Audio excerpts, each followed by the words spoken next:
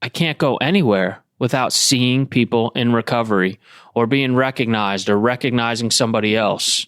It's prevalent and it's everywhere. And it's very comforting to someone in early recovery to see they're not the only one.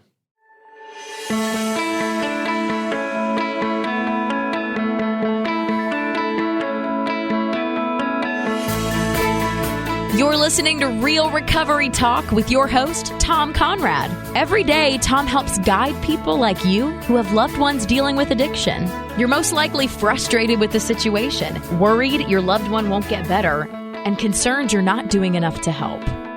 This show will help you understand the tremendous struggle of addiction from your loved one's perspective.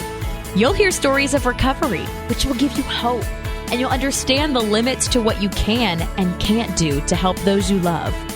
Tom is a certified addictions counselor who's successfully winning his own battle with drug addiction and alcoholism and has helped many others win theirs as well. It's time now for Real Recovery Talk.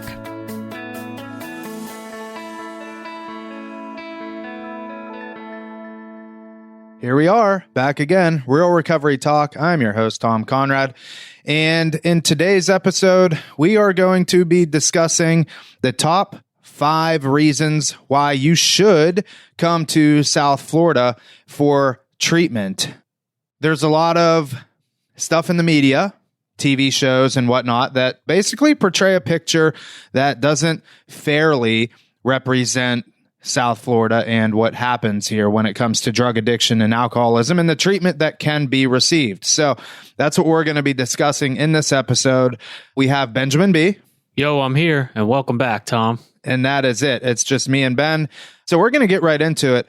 There is a TV show that is titled Dope Sick Nation. Dope Sick Nation is a TV show that is on Viceland.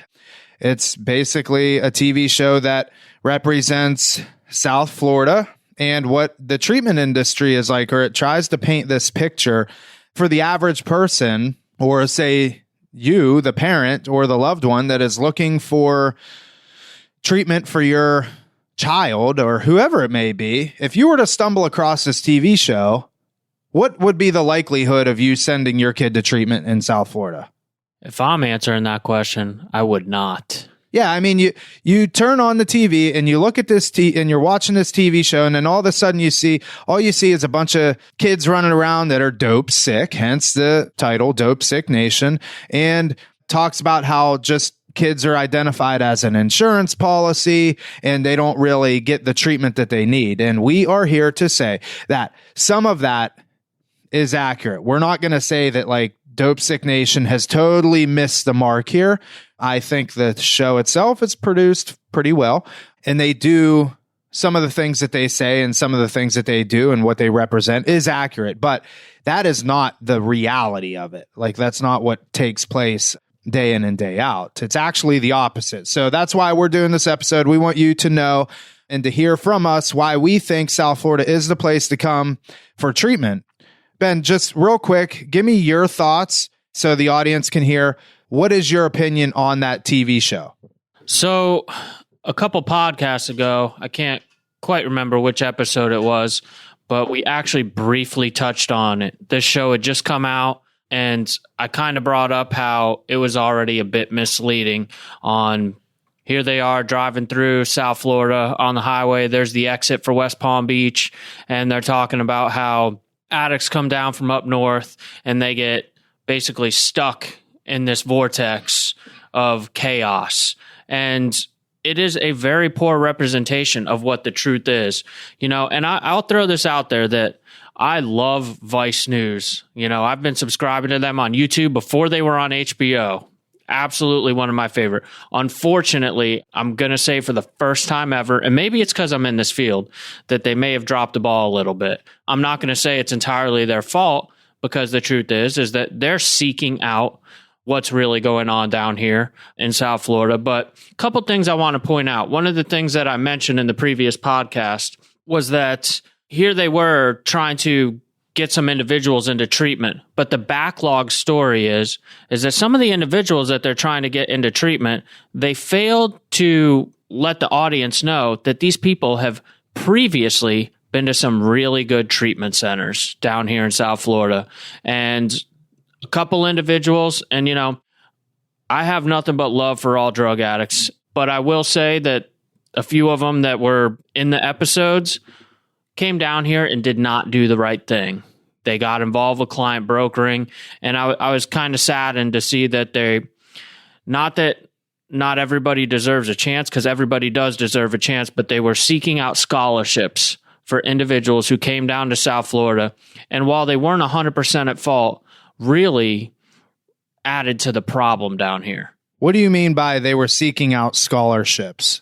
Within our industry, very oftentimes you have people that have come down here to South Florida with an insurance policy, or their parents pay cash, or family loved one, or they did. And a lot of times they go through treatment and they don't get it on their first time. What ends up happening is, because they've left the job, or because they turn 26 and now they're off their parents' insurance policy, they've lost their coverage. So they kind of get stuck down here. And at that point, treatment centers will oftentimes offer out scholarships. However, scholarships in South Florida have thus become pretty limited, because there's been a huge crackdown on what we call client brokering down here, body brokering, referring to, these are the treatment centers that, and scrupulous owners that, as Tom previously mentioned, look at individuals are nothing but an insurance policy. But here's what I want to point out. This is where I think Dope Sick Nation really dropped the ball. I could pick this stuff out from a mile away. And unfortunately, I saw the new ad come up for the latest episode coming out, and I said, I told you this was coming. The individual, and again, I don't want to bash anybody, but Tom asked me a question earlier. If I saw this TV show, would I send my kid to treatment?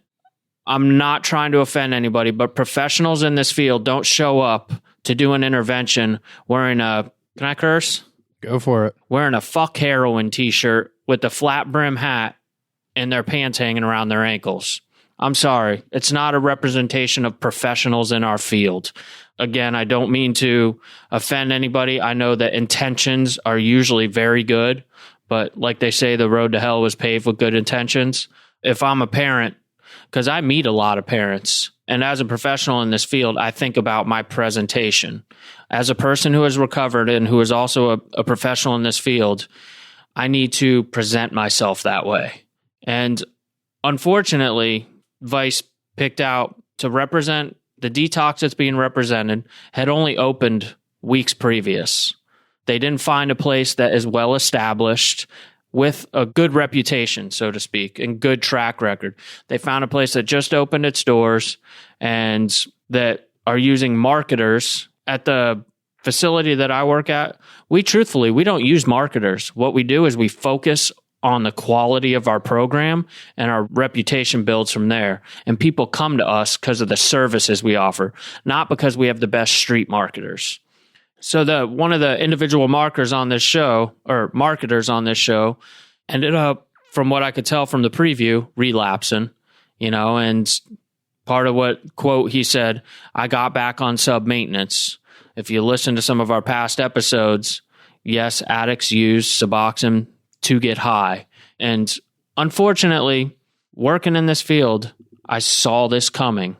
You got a guy that's claiming that he didn't work on his own recovery. Truth of the matter is, I don't believe he was ever set up from success to begin with. And again, not his fault. If the guy asked me to sponsor him, I would show him the message that we carry. And unfortunately, I say not his fault because on previous episodes, we've also talked about there's people in the 12-step rooms and in treatment that are dying because they're not getting the right message. And that message is being continued to be carried, such as shows like this. And this is not what South Florida treatment looks like. It isn't. There's great places down here. And it hurts my heart to see that, again, this is how it was portrayed. I believe Vice probably had good intentions. I know that the individuals on this show trying to help other addicts have good intentions. But again, as a professional in this field that works for a very reputable place and works with other reputable places down here, all addictive behavior being shown throughout that show from the people that are supposed to be in a position of helping. They never got out of the lifestyle. You can't stay street and be down here trying to help people. Well, I think with the individual in particular that we think has relapsed, it is unfortunate because he is right. Like, he puts other people's recovery ahead of his own, and that's ultimately what is left to happen. There is a saying down here that whatever you put in front of your recovery, you will lose. So, in other words, your recovery has to be first. And again, I don't think that they don't have they have the right intentions, but it's just being portrayed in a way that could probably go about a little bit differently. It's like, show the other side. Now, we know Vice News and any news outlets, and at least my opinion is they're looking for a story. They want to know what is people going to watch. And again, it's produced well, but it doesn't show the full picture. It just shows like one little piece of this whole entire thing. And it's unfortunate because the people that watch this show, if they're uneducated or they don't know any better, they're going to take that as truth. And that's not good for people like us that are down here doing the right thing. If I had to sum it up, it comes down to one of the things that the show portrays is that they run around chasing addicts through the hood, right? And is there a time and place for that? Yes, there is a time and place for that. Tom and I have driven down into a pretty bad part of Boynton Beach to pick up a gentleman, and had him dump his heroin, his syringes, and his crack in a garbage can. It was an ugly situation all around. There are times and places to do that, but that is not all this is. Someone that is a true interventionist looks to inspire people into sobriety. You don't go running around chasing them around in the hood. You show them through your own recovery. If you're in recovery, there's so many people that are showing up that need help that we don't need to spend time chasing people. And that's the thing, is that it's not necessarily wanting to help. It's knowing how and when that is so important. And that is, in my opinion, what Dope Sick Nation, where they drop the ball, is the how this should be done properly, when it should be done. In a previous episode with my buddy Ron V, we talk about premature intervention. And that's essentially what's going on in this show. Nonstop, premature intervention. We're chasing people around, trying to convince them to go into treatment, waiting for the day. If done properly, which unfortunately, in my opinion, it was portrayed not done properly, we have success in good, credible places. Again, it comes down to they didn't find an established place with a good reputation. They found a place that just opened weeks previous and unfortunately doesn't have a track record. Didn't have a bad one, didn't have a good one, just had none. Right. All right, so let's go into now why we think that South Florida is a good place to go to treatment. The first one being is that there's a good recovery community down here. And it's in particular, it is a 12-step community. So Ben, I'm going to let you go off on this one for a minute, but talk a little bit about why the 12-step community here is key. Very simple. There is a meeting on every corner at every hour down here in South Florida. It's actually really amazing. The culture as far as 12-step down here and the recovery community in itself doesn't even necessarily have to be 12-step in particular, but the recovery community down here is widespread, and it blows my mind how many places I go on a daily basis, walk into somewhere and someone says, "Hey, I recognize you. You're in recovery, right?" And me, I'm not big on the anonymity thing. I don't care if my anonymity gets blown, if it means helping people and inspiring people, but I can't go anywhere without seeing people in recovery or being recognized or recognizing somebody else. It's prevalent and it's everywhere. And it's very comforting to someone in early recovery to see they're not the only one. Yeah. And if you have a bunch of people that are in recovery that have the right recovery, people have heard me say 1,000,000 times over, you end up becoming a product of your environment. And South Florida fosters a good environment for people to come and get clean. They really do. Like, there are more people down here doing the right thing than there are bad. And you got to stick with those people. And it's very easy to do here. But it is also very easy to fall into, or not fall into, but to find the people that don't really want to be clean. And if that's the group that you veer towards, then that's what you're going to end up getting. But there is a strong 12-step community here, probably the biggest in the United States. The next thing would be there's no stigma tied. You know, when I came to Florida for treatment, I knew that nobody knew who I was. I had a 100% clean slate. I could become who I wanted to become. I could act like the person that I wanted to become. I can portray somebody new. I had a fresh start, per se.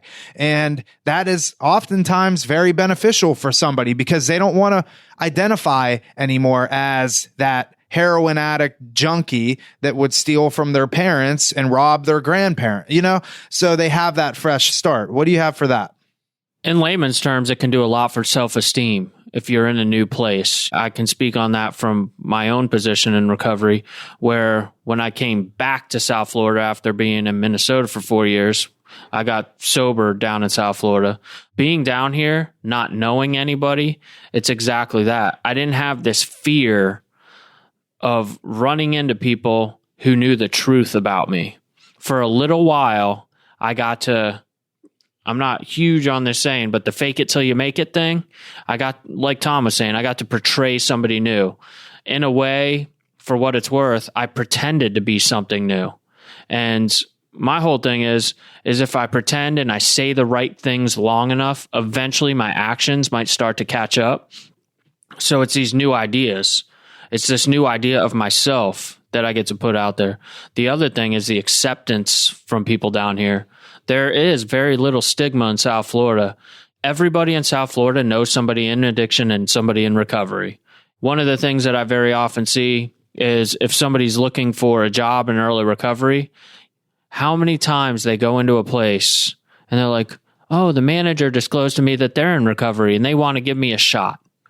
And I'm like, wow, that's amazing. Because if I know in certain towns up in Minnesota, if I walked in, I'm like, yeah, I'm in recovery, they'd probably pass on to the next application, right? You know, but down here, people will give you a shot because you are in recovery, you know, and people down here, part of this culture, they recognize that everyone deserves a chance. Some of the best employees end up being people in recovery because the principles they live their life by today. Yeah, and we tell a lot of even our clients that claim they can't find a job or, you know, they don't know where to go and look. It boils down to just plain utter, it's laziness to a certain degree. But we tell people you have to understand the opportunity that you have just within the meetings. Now, I know meetings that is a place to go and get your medicine per se for, you know, addict or an alcoholic. But you also have before the meeting, which is a great opportunity to meet new people, to meet fresh faces. You never know who you're going to run into. And then you also have after the meeting to do the same. So we tell people, get to the meeting 20 minutes before it starts. Stick around 20 minutes after it ends. Talk with people, mingle. You never know who you're going to run into or what opportunities lie within that. There's people down here that own and operate multi-million-dollar businesses that are in Alcoholics Anonymous. That's a big part of their life. And you never know. You can run into, you know, and it's funny. I was with Mark Bell, who I just had an opportunity to record an episode with him. And he asked on the same topic, what is it that people do like whenever they get clean and they get sober? How do they go out and find work and how do they do these things? And I said, Mark, it lies within them. They have an opportunity to do whatever they want because prior getting clean, prior getting sober, in my opinion, that's a completely separate life. I was reborn. My new life started September 16th, 2010. I could rewrite that however I wanted. And I told him, I said, most people in recovery, they have an unfair advantage than those that aren't, because we can do whatever we want. We can become whoever we want to become. And a lot of people that haven't gone through what we have gone through, they don't have that opportunity because they just go through everyday life thinking that this is just the way that it's going to be and I have to deal with it. You know, so they can go out and meet whoever they want to meet, get whatever job they want to get, and they have that fresh start. They have that clean slate that they get to build off of. It's like a perfect movie plot, if I had to put it that way, like as an analogy. How many movies do we watch where there's a family that's struggling in a certain town and they're like, we're going to get out of this town and move here and start fresh? Well, as people in recovery, by going to treatment, we get the opportunity to do that. We fulfill that movie script. Like it can't be any more simple. We get the opportunity to get the restart that so many other people wish that they got, which leads us right into geographical change. Reason number 3. So geographical change, we've talked about this also on previous episodes. That was episode 38. 38. There are so many benefits to getting out of your hometown, and they completely tie into the first couple. A new place, a new you get to portray something different. The idea that getting out of the environment that you're in, where there's triggers, so to speak, we've touched on it before. What's the likelihood of success if you're going to treatment in the town that you're from and your same dope dealer lives right around the corner that you grew up with? It's the chances that your car is going to drive itself there, pretty good, right? So number 2 is you get a fresh start, but really we should have flip-flopped those. The second one should be the geographical change, getting out of your stomping grounds, which sets you up for the fresh start.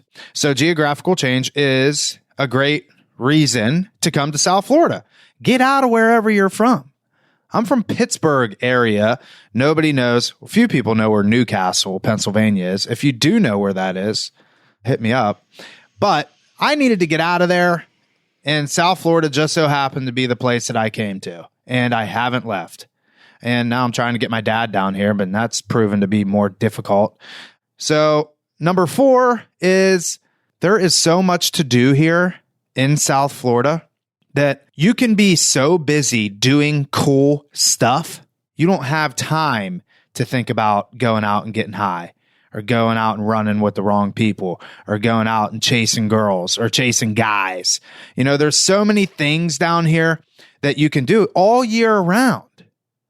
The recreational activities that's here, we take our clients. What are some of the things that we do with them? Oh, geez.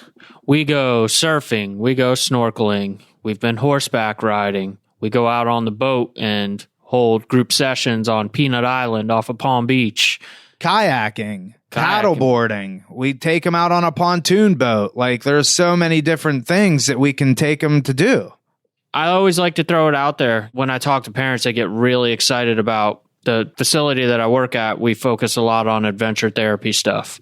While I don't believe adventure therapy is the most effective treatment in itself, what it does, in essence, is it shows alcoholics and addicts who probably have no interest outside of shooting dope and drinking booze that there's other things in life to enjoy. When I first got sober, if you took me out snorkeling, to be honest with you, I would probably be miserable. But we keep trying and we keep trying and we keep taking them. And maybe it turns into a love. I've had a few clients here that I've taken surfing, and all of a sudden they're wanting to buy a new surfboard and they think they found a new love, a new hobby. That sounds like something I would do, by the way. Even more important than that, though, in the aspect of a therapeutic community, when our clinicians, myself, Tom, when we get out there with the clients and we're doing recreational activities with them, the guard is dropped. All the walls of the clients get dropped, because here we are out in an environment that's fun, and we can be human beings together. It's not professional and client.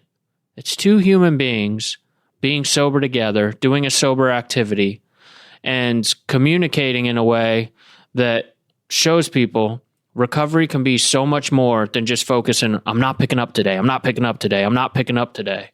If you can get that off of their mind for just a little bit and show them that the obsession can be removed in the beginning, just temporarily, they know that that can happen further in the future. What I mean by the obsession being removed is when you first get sober, that mental obsession for the drug is I can't even put it into words. It's super, super powerful. But if you can get someone's mind off of it for 10 minutes while they're out snorkeling or out on a boat or out surfing, that's 10 minutes of obsession. They say next time, maybe I can get 11 minutes. It creates a therapeutic community and hope. There's so much to it. So much to it. Yeah, and they're also developing different, like a lot of people that come down here from the Northeast. They've never had this opportunity in their life to go surfing or to do any of these sorts of things. So it also gives them an opportunity to develop some hobbies that they enjoy. The next thing is, now we obviously have a treatment center here, Rock Recovery Center. We are not the only good treatment center in South Florida. There are multiple good treatment centers in South Florida. And we have done previous episodes that will help you determine what is a good treatment center and what's not. And that can be done through a series of different questions and just doing some proper research. You can always Google things and look at reviews and stuff like that. But we're here to tell you that South Florida, there are a ton of treatment centers down here that are doing very, very, very, very good work. And people come here, they do get clean, they do get sober. I'd kind of like to tie this into what we were talking about at first with Vice and Dope Sick Nation. I don't want to point out that they didn't choose a place that had any kind of track record, without bringing some sort of solution. Tom just mentioned Rock, where we work. I'm just going to throw it out there because they're going to say, well, name some places. There's places like Desert Rose, Beach House, Banyan Treatment Center, B-Hop, Behavioral Health of the Palm Beaches, that have been around for years and years. And Tom, you could probably name a few more. But there are good places down here. In no way, shape, or form do I want to portray that there's places out there that have bad intentions, because those places are becoming fewer and fewer down here. I don't know for those that are aware, but the FBI has a task force down here to crack down on scrupulous treatment centers. And what I wish is that someone with the news and media coverage, like Vice News has, would finally come down here and cover the right places. And like Tom said, I know it's about ratings, but there is great treatment down here. Places that have been down here for years and years, doing the right thing. And all I ever see is the bad coverage. Yeah, when you're on any news outlet, it's always the bad coverage, We always talk about that. That's what people want to see, unfortunately. But I would even argue, though, okay, you're going to show me all the bad stuff.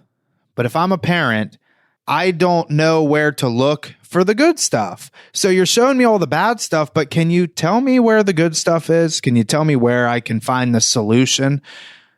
Again, because these TV shows and these news outlets that are doing these things, they're not inherently wrong in what they say or what they do or what they portray, but there's more to it than just that. And it's not a fair representation because there's good places out there.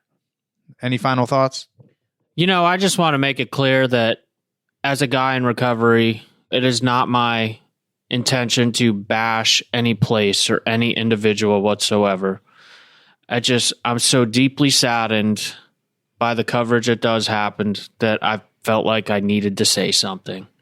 I don't think, again, that anybody has ill will or intentions in any of what we have talked about today. And I wish everybody the best and a solid future in recovery. And if you're in this field, maybe there's people listening to this that say, we do good things too.